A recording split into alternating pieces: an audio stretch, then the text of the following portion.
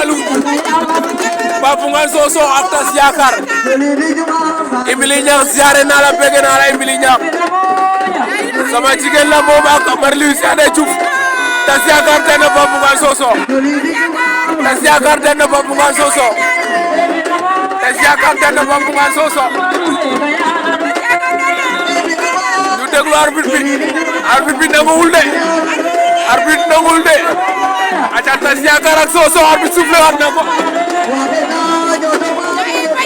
Sangomar ta asunde mo gëna babu wel ta kari ta felaye kari ngari som felu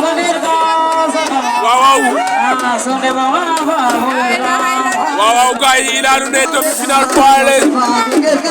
Tas Yakar Pape Ngoune Sokh Ibili Niang bege aw ziaro nga baba ziara do mu ndew Marliou Sene Diouf ngari rek felu Pape Ngoune Sokh Tas Yakar botta ko Tas Yakar botta Pape Ngoune Sokh sa jon leew nge Tas Yakar a botan